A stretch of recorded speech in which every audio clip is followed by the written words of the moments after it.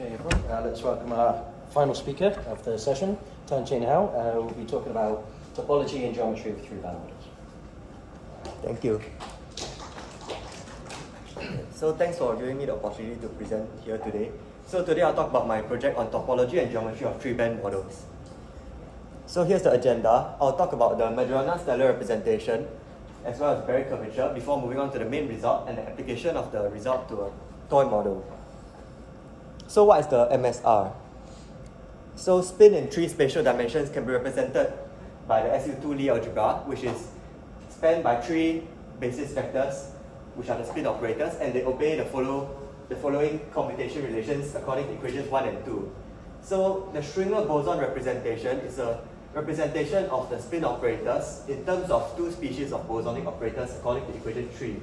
So we write the spin operators defined according to equation 3, and we can check that equations 1 and 2, the commutation relations, the Lie brackets are still satisfied. So if we define the spin operators according to the bosonic operators, then in order for the spin operators to be consistent with the spin J eigenbasis, we need to define the spin J eigenbasis according to equation 4 as well in terms of the bosonic operators, so that your raising and lowering operators will still be consistent. So any general spin J state can be represented as a linear combination of the spin J eigenbasis with Cm as the coefficients. So for example, for spin half there'll be C minus half and C plus half, and for spin 1 it'll be C minus 1, C0 and C1. So if we represent a spin J state in terms of the Schwinger bosonic operators, then a spin J state can be factorized into the following form, equation 6. So a spin J state can be factorized into many of these vectors, and each of these vectors can be interpreted as a spin half particle. And each of these spin half particles is what we call a Majorana star. So a spin J state can be factorized into 2J copies of spin half states. So how do I calculate it exactly? If we see this coefficient Zi over here, we can expand out equation 6 to get equation 7, and we can compare equation 5 and 7 to compare the coefficients of the spin J state Cm with the sums of products of these Zi's. And it turns out to solve for the value of Zi, we can solve the following polynomial equation, equation 12. So if you give me a spin J state, I'll take your spin J coefficients and I'll put it into the following polynomial equation 12. And I'll calculate the roots of that polynomial, and the roots of the polynomial will be the Zi's that I get. So you can calculate the 2J spin half states by solving some polynomial equation. So what does this look like geometrically? So in quantum computing, spin half states are represented as points on the block sphere. And spin half states represented by two complex coefficients is also analogous to two band states. So three band states or spin 1 states will be represented by three complex coefficients.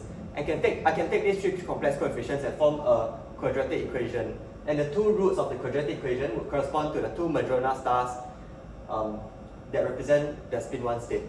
So these two stars are also entangled in the sense that if I swap the two roots around, they represent the same spin 1 state. So basically the Majorana-Stellar representation is a way to represent complex projective high-dimensional space in terms of multiple copies of the block sphere. So now I'll talk about Berry curvature. So if a Hamiltonian depends on a bunch of external parameters bounded R of t, then if I adiabatically evolve the Hamiltonian, under the adiabatic theorem, the energy eigenstates of the Hamiltonian only pick up a phase vector.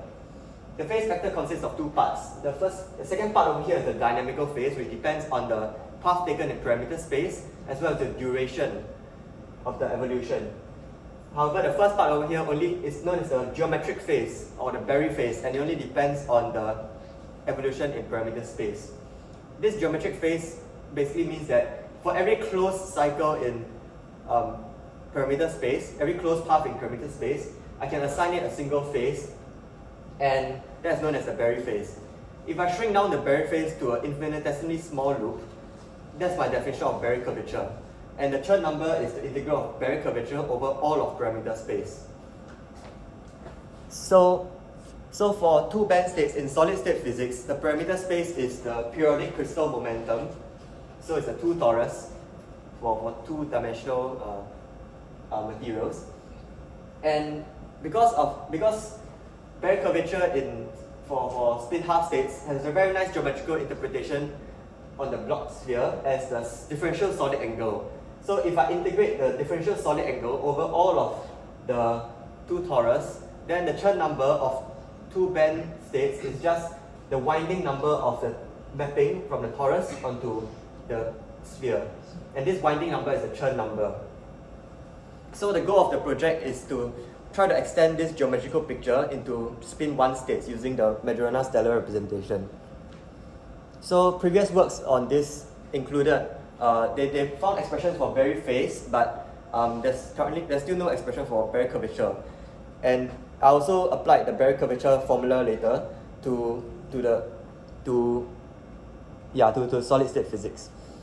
So the main result of this project is that Berry curvature of spin 1 states or 3 band states can be represented as in terms of the following terms, in terms of the individual stars. So T1 and T2, these contributions T1 and T2 to the total Berry curvature, T1 and T2 can be interpreted as the solid angle of the individual Majorana stars on their Bloch sphere. Whereas T3 to T5, they consist of terms from both Bloch spheres. So it depends on the relative motion between the two stars on the Bloch sphere.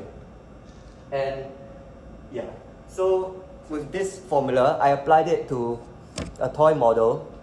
And so I applied it to a following toy model from Prof. Lee Ching-Hua's paper. And this toy model was chosen because it's relatively uniform Berry curvature. So for two band models, you're unable to get a perfectly uniform Berry curvature because there's no map from the 2 torus to the 2 sphere that is perfectly uniform Jacobian. But for the 3 band model, you can achieve perfectly flat Berry curvature. So this is relatively uniform, and the reason why uniform Berry curvature is of interest is because it has nice properties in highly correlated systems. So if I apply the formula previously to the following toy model, I get the following plots for the contributions to the spin 1 Berry curvature. So we see that T1 to T3 has divergences in the contributions, and this is interesting because we know the total Berry curvature is relatively uniform and divergentless, but the presence of these divergences in the contributions must conspire to cancel out, and we investigated this cancellation more specifically later. So this also gave me numerical confidence that it also helped me numerically verify, or as a sanity check, that my formula is correct. You can see the error is very small. So what are these divergences? So the divergences are suspicious because we know that T1 and T2 are differential solid angles of the individual Majorana stars on the Bloch sphere. And it's weird that the solid angle can be divergent, can have an infinity. And further investigation showed that this was due to the switching of the stars. So if we take a look at the solutions, the quadratic equation, the solution to the quadratic equation of the two stars, ZA and ZB, they take the following form. And you can see that the square root of some function depends on k. At points in k space where f of k vanishes, the square root, if you go a small loop, no matter how small, as long as you go around the branch point, right? The two roots ZA and ZB will switch. So this means that the reason why we see divergence in T1 and T2 is because if you go a small loop around a point in k space that has f of k equals to 0 under the square root function, then the two stars will switch. And if the two stars switch, then the differential solid angle will be divergence, will have a divergence. So this is analogous to branch points or exceptional points in non-Hermitian physics. So it'll be clearer if I plot the function f of k, and we can see that I plot the absolute and argument of f, and on f, for the argument of f, you can see there's a lot of windings based on the color chart. We derive exact exact conditions for when these divergences appear as well. So because the divergences must conspire to cancel, we also verified that analytically. So now that I know the analytic expressions for the individual divergences, I can delete them away from the graph and try to analyze why the Barry curvature is relatively uniform. So it not much was actually done in this aspect, but basically I calculated the variance of each individual term and verified that the variance of the sum of the terms is smaller than the individual variances. So for future directions, we can try to extend this to higher band models, but it might be hard to go beyond 6 band because the quintic doesn't have an analytic formula according to Galois theory. Exceptional points can be investigated, more can be done there, and there's a possible way to characterize, it may be a possible way to characterize models using Riemann surfaces because of the switching. So in summary, we found a new formula for Barry curvature of 3-band models.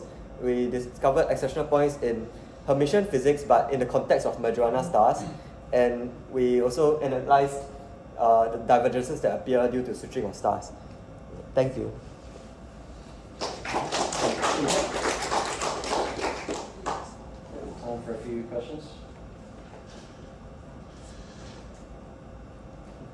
Are the individual contributions measurable in principle, or is it only possible to measure the sum? All the work currently is purely theoretical, but I believe is